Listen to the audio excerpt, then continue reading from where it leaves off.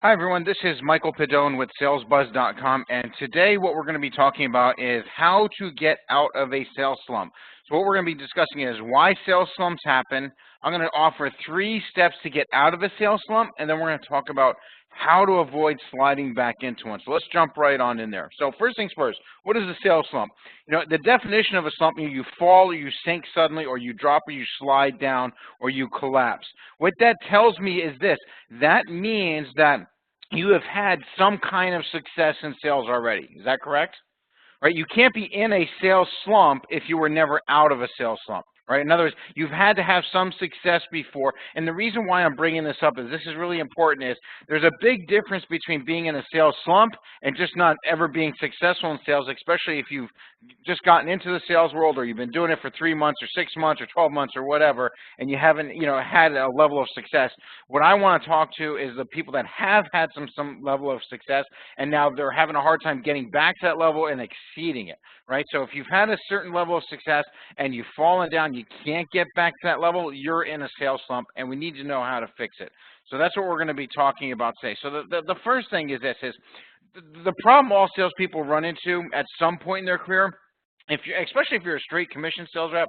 I know there's not a lot of those out there. I know I've been one for over 20-some years.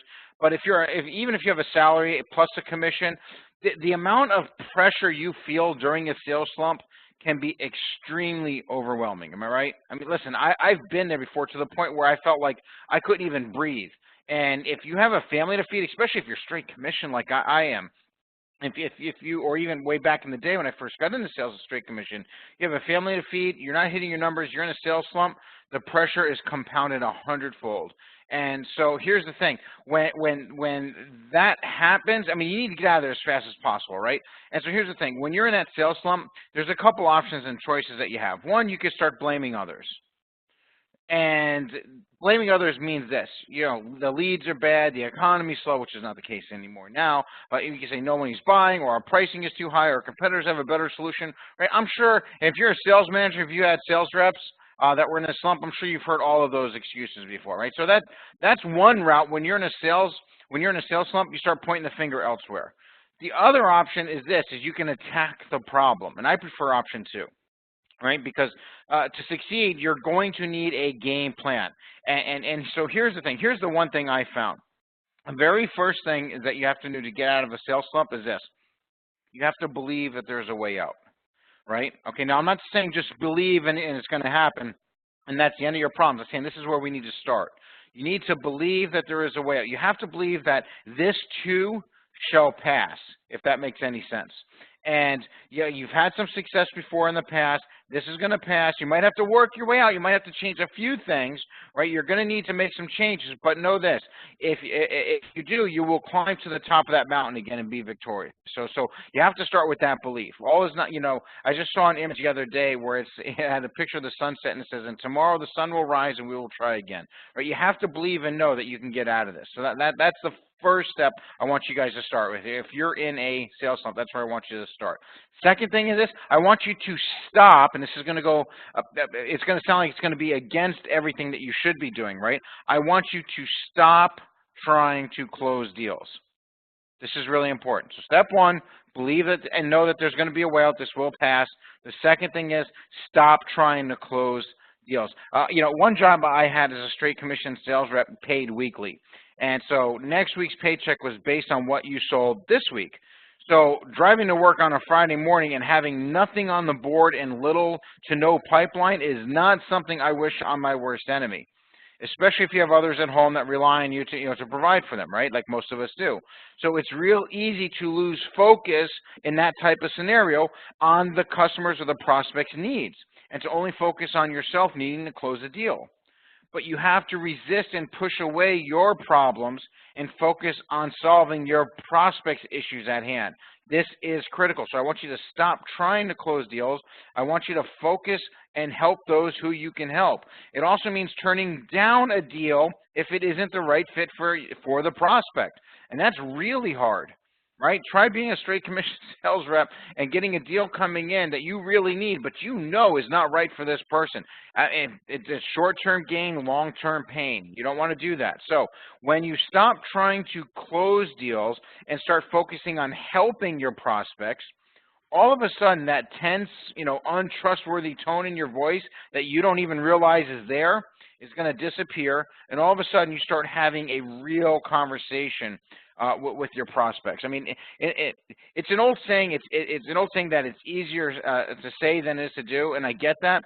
But if you want to get what you want, you have to put the needs of others first. And that's really important. To put this into practice, each sales call you make, before you pick up the phone, have the mindset of calling to see how you might be able to help them. That's your mindset. I just got to call to see if I can help them. That will keep your focus where it needs to be while taking the tension that you feel out of your voice. I understand you're going to have that tension still. Right, you're still going to be in that mode where you have all the stress and everything because you have to hit your numbers. You got bills piling up at home. You got your manager over your back, pushing you to get deals done. I get it. It's life. I understand. It's the game we're in. You're going to have to go ahead and push all that stuff aside when it's time to pick up the phone. You're focused on, let me just call to see if I can help this prospect. And seek to understand if you can help them first, and then and even if you don't get a deal, just keep doing that call after call after call, and eventually things are going to start to roll your way. All right? You got to take that tension out of there. And here's the thing. You want to offer to help, not sell. This is really critical. When you're offering to help rather than trying to sell them something, the tone totally changes. The mindset changes. They can feel that coming through over the phone, and you're going to be in a much better position to start filling that pipeline. And you know what? It might get a little worse before it gets better sometimes. But if you start doing this, going back to the right basics of going to help and not sell, you're going to start filling that pipeline again. You might get a couple of deals that come in quicker. You might find a deal that closes right then and there. All of a sudden, some deals that you worked on in the past pop up. They ghosted you a while ago, and all of a sudden they're back. Right, timing's right, and all of a sudden things start to roll again. So just hang tight. Know this is going to pass. You want to help, not sell. That's very important. Let me just put it this way. When you stop trying to close deals and start focusing on helping them, all of a sudden, like I said, that tension is going to come out. You're going to have better conversations with your prospects. The last thing I want to talk about is this. You have to get back to basics.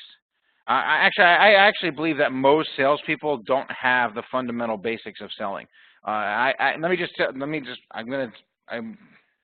I wasn't going to go off script, but I think it's important. I'm going to do this.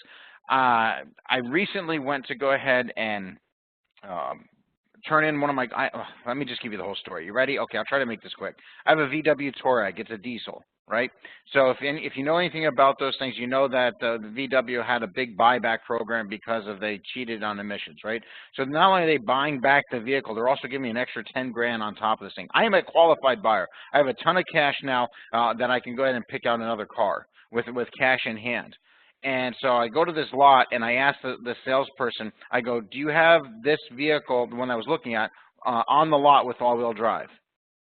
And they were so flustered, they had no idea what to say. Now, hang with me. You're going to see why this is relevant to a sales slump, okay? Because I'm saying that for sales slumps, you got to get back to basic. This is supposed to be an experienced car salesperson, and he didn't even know how to respond. He just says, is that what you want? He was taught to try to take control. What do you mean, is that what I want? Of course that's what I want. That's why I'm asking. It was so stupid. We have to get back to basics. So this little rant that I'm giving you in that real-world scenario, I know a lot of you are doing outbound calls and things of that nature, and it's harder than handling inbound leads. But I'm telling you, even on inbound, warm, hot, qualified leads, salespeople are still blowing it because they're not getting back to basics. They have to refocus your energy on learning the basics of sales. You don't need any crazy sales techniques or magic bullets out there. I mean, one math fact in sales is this: skill plus production equals results. So the chances are you let your production slip over the past few weeks or even months, and this is why you're in a situation that you're in, right? So in other words, let me back up for a second.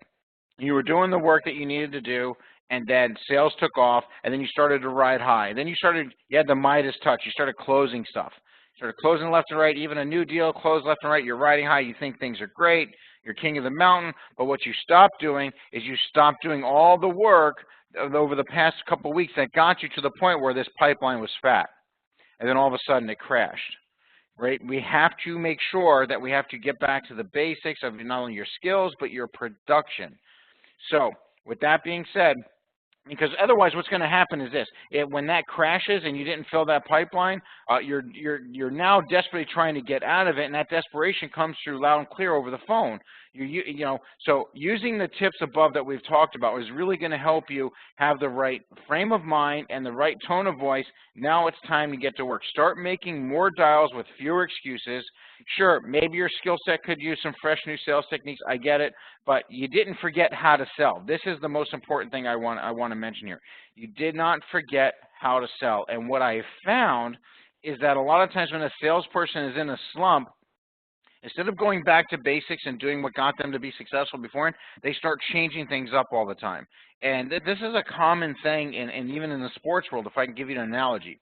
Right? If somebody in hockey, they're all of a sudden they're not scoring, they start changing things up. Or if it's a hitter in baseball and they're not hitting the ball, all of a sudden they start trying to tweak all these other things, and then they're really screwed up. It's like a ball of haywire. Right? You guys have seen that? You've seen sales. I'm sure some of you sales directors, you've seen your sales team, your sales reps do that as well, right? All of a sudden they start changing a bunch of things. Next thing you know, they're really all screwed up. Get back to basics. Start putting in the work, all right, and then you're going to start seeing results. So again, a math fact is this: in sales, skill plus production is going to equal results. Just get back to work, get back to basics. Yes, if you need to learn some new things, that's great, no problem, but put in the work. Know that this too shall pass. Stop trying to close them, start trying to help them, and deals are going to start to roll in, all right? All right, guys, if you have any questions regarding this stuff, here's how to get hold of me. Here's my actual email address, mpedone@salesbuzz.com. Happy to take your questions and see if we can help you on this. All right, guys, take care.